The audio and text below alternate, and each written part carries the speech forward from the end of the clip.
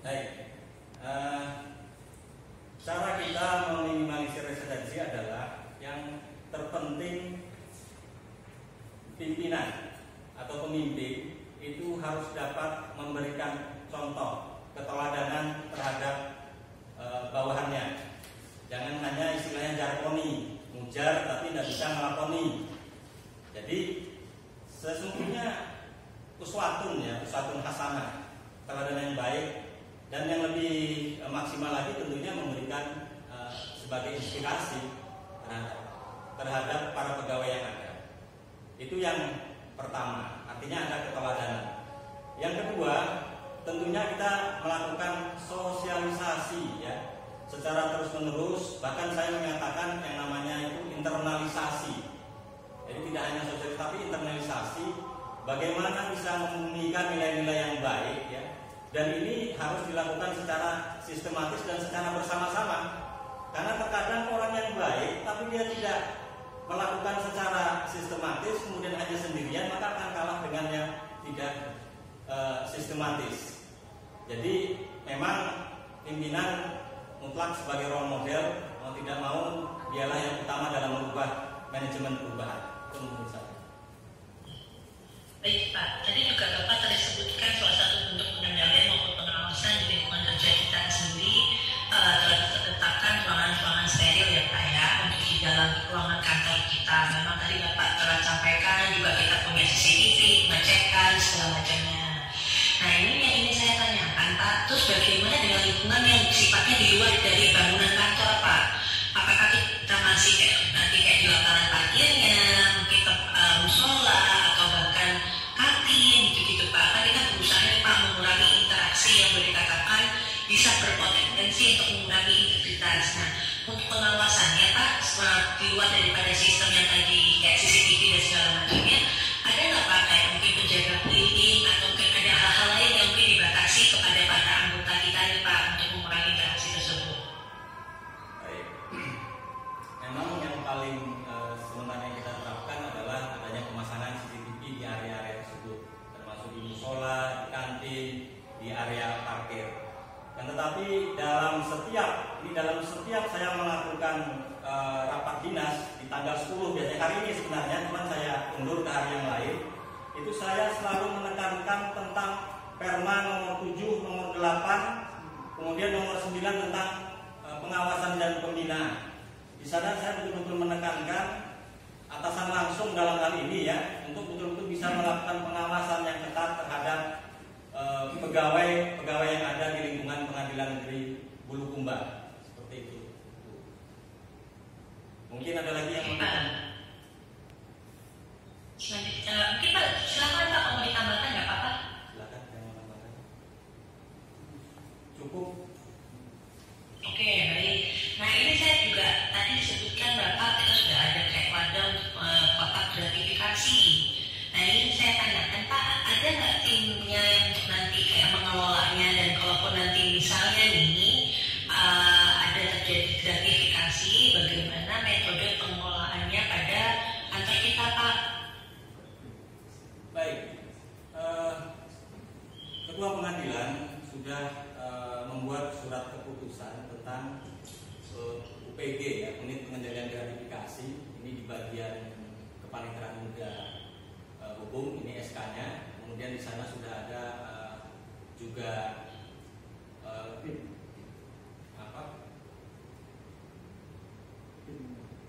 timnya yang katakanlah apabila ada gratifikasi di sana, maka tim inilah nanti yang akan membuat semacam laporan, kemudian nanti melakukan tindak lanjut, melakukan analisis dan monitoring evaluasi terkait adanya praktek gratifikasi. Sesungguhnya yang dikendalikan timnya ini Bapak sudah tentukan orangnya atau itu memang petugas yang ada di depan Pak? Sudah ada orangnya. Di sini saya selaku penanggung jawab, kemudian ketua timnya Pak Iwan ini selaku ketua pembangunan zona integritas. Kemudian juga ada sekretaris di situ, mungkin kami share dokumen dalam bentuk surat keputusan. Oke,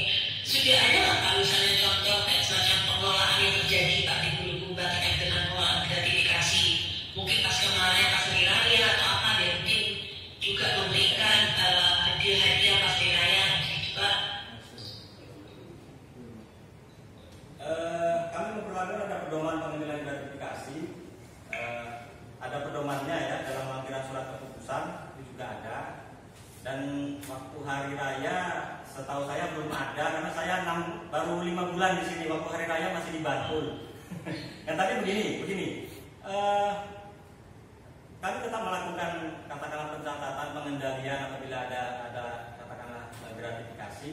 Kemudian itu akan kita lihat apakah ini memang betul dalam arti gratifikasi yang harus dilaporkan sebagaimana surat dari Komisi Pemberantasan Korupsi, atau cukup nanti kita pertimbangkan bagaimana sebaiknya pengendalian gratifikasi yang diberikan. Oke, baik Pak. Ini terakhir Pak dari saya terkait dengan peranan pengadilan sendiri, pengadilan negeri Bulukumba.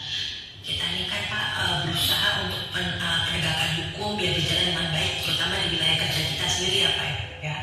Nah, ini gimana Pak koordinasi kita dengan instansi sebelah seperti kejaksaan, seperti kepolisian, seperti lapas atau hutan yang ada di Bulukumba Pak? Untuk misalnya percepatan penanganan perkara utamanya Pak. Ya, jadi untuk koordinasi memang selalu kita lakukan ya, bisa katakanlah melalui telepon, kemudian rapat yang diadakan dalam rangka penegakan hukum sendiri. Kemudian dalam rangka percepatan, ini yang terbaru adalah sidang pidana secara online ya. Kemudian Mahkamah Agung telah mengeluarkan perma sebagai katakanlah dasar agar bisa itu dilaksanakan.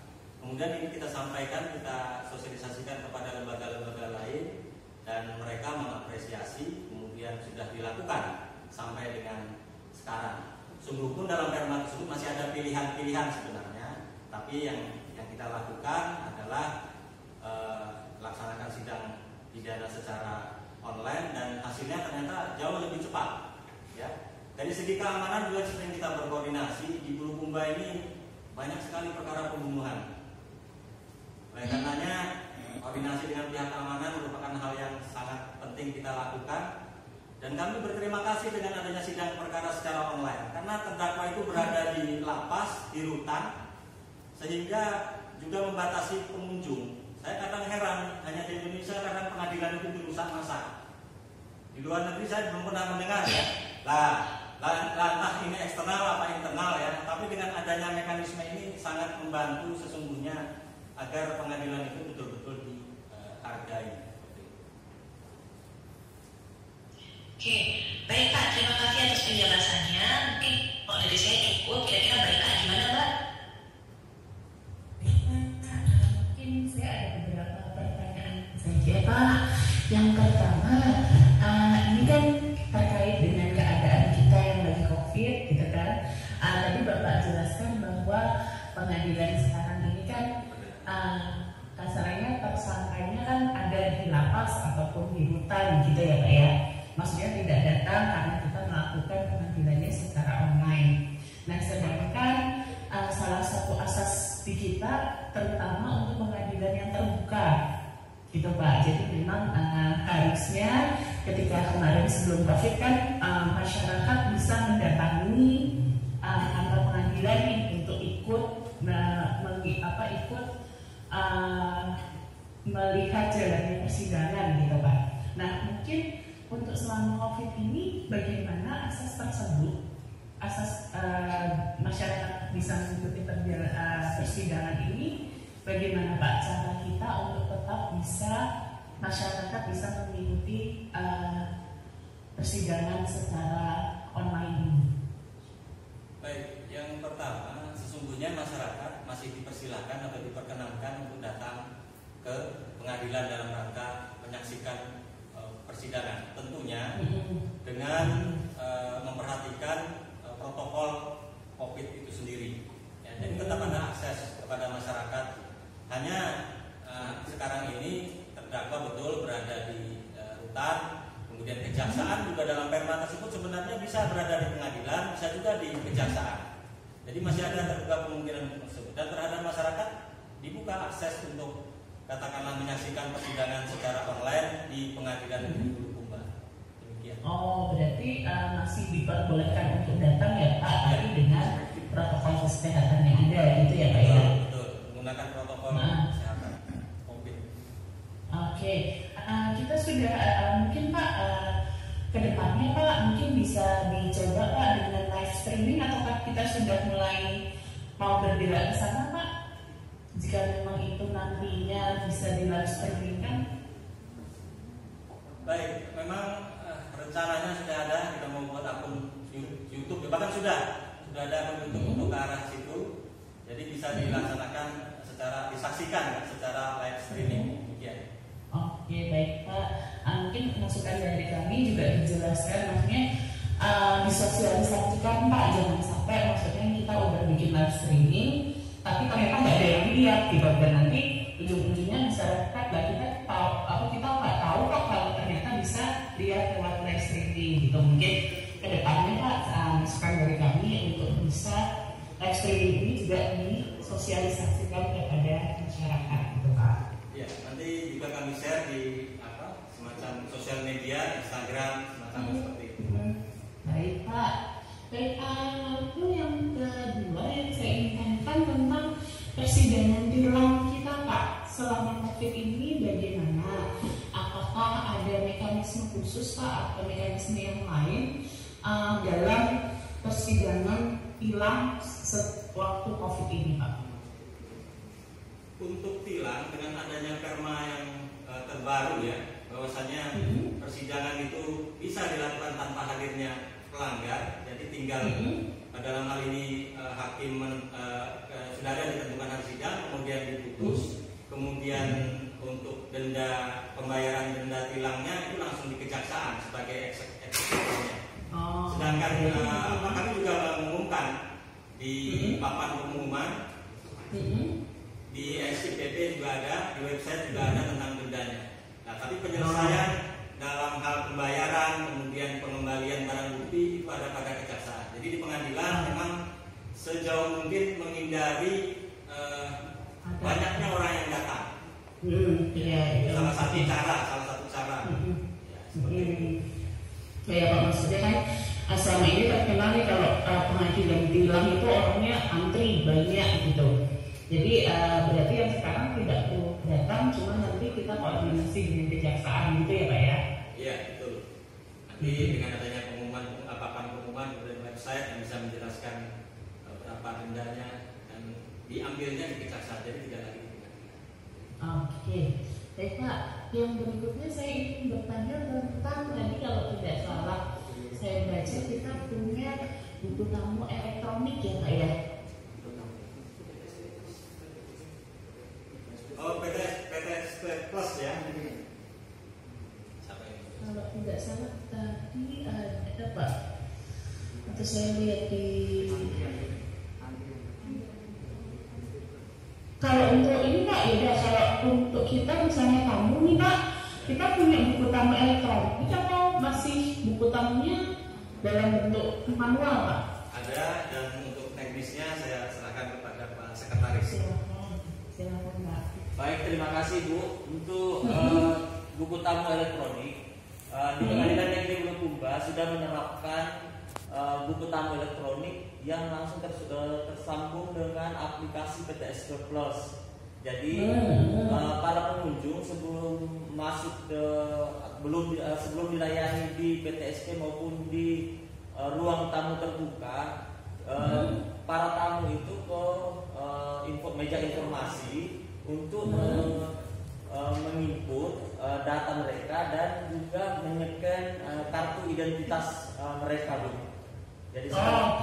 Jadi setelah itu baru diberikan baru diambil nomor antrian maupun ID card pengunjung. Demikian, Bu. Baik Pak, itu jika memang dia tamu PTSP. Kalau untuk tamu misalnya tamu Pak Kepala, atau jajaran pimpinan atau mungkin tamu yang ingin bertemu dengan staf kita, itu seperti ada juga buku tamunya tersendiri atau ya pakai itu Pak? Itu menyatu Bu, hanya saja itu kan ada rincian keperluan Bu, mau ketemu dengan siapa. Setelah itu akan diberikan ID card dan itu masing-masing beda warnanya Bu. Jadi misalnya untuk pimpinan disambung bersama dengan PTSP Plus itu ya Pak ya? Ya, dan diterima di ruang tamu terbuka Bu. Diterima di ruang terbuka. Baik Pak, apakah dari PTSP Plus ini kan karena udah bentuk sistem itu hanya bentuk direktori atau database tamu saja, ataukah kita sudah terlinkkan misalnya dengan komputernya Pak Ketua gitu misalnya? Itu untuk aplikasi PT Swab Plus itu terintegrasi Bu. Jadi bukan hanya di ketua, tapi di bagian-bagian itu terintegrasi semuanya Bu. Oh gitu. Jadi kalau misal nih saya kamu mau ketemu dengan Pak Ketua gitu, nanti Pak Ketua sudah akan tahu bahwa saya akan datang gitu. Ketika saya datang mengisi PTSP Plus itu, buku tamu di PTSP Plus, udah akan ada notifikasi belum Pak di sana bahwa saya datang gitu? Untuk notifikasinya belum ada Bu. Mungkin untuk pengembangan selanjutnya demikian. Jadi untuk sementara di Pengadilan Negeri Bulukumba itu lewat iPhone atau langsung ke ruangannya Bu. Demikian. Oke. Baik Pak, mungkin untuk pengembangan lebih lanjut Pak, maksudnya silakan saja Pak. Maksudnya kan ini tadi sudah terintegrasi, apalagi kata Bapak sudah terhubung dengan seluruh komputer-komputer di masing-masing staf gitu, maksudnya masuk ke Bapak Ketua juga dan lain-lain. Coba mungkin besok pengembangan yang lebih lanjut Pak, ada muncul jadi seperti notifikasi bahwa ada tamu, misalnya ada tamu atau sama ini. Jadi maksudnya sebagai misalnya saya ketua nih, saya melihat kok saya rasanya tidak janjian ya dengan orang ini gitu, bisa langsung ditolak tanpa perlu misalnya bertemu ataupun tanpa menunggu dihubungkan ada orang gitu loh Pak. Maksudnya itu kan juga untuk penjagaan kita gitu aja sih Pak, pengembangan yang lebih lanjut. Baik Bu, terima kasih atas sarannya dan insya Allah Bu kami akan kembangkan aplikasi ini jika diperkenankan untuk WBBM Bu, WBK ke WBBM Bu, kami akan kembangkan aplikasi demikian Bu. Baik Pak. Baik, lalu saya mau bertanya tentang di petugas PTSP Bapak kan akan ada orang-orang yang petugas PTSP yang berjaga nih Pak. Adakah di kita maksudnya mekanisme misalnya saya penerima layanan nih, saya ingin adakah saya maksudnya mendapatkan atau bisa menilai tentang pelayanan yang saya dapatkan dari orang yang masing-masing gitu Pak. Jadi adakah jadi kayak penilaian pelayanan individunya ada nggak Pak? Ada Ibu, itu masuk dalam aplikasi survei pelayanan harian.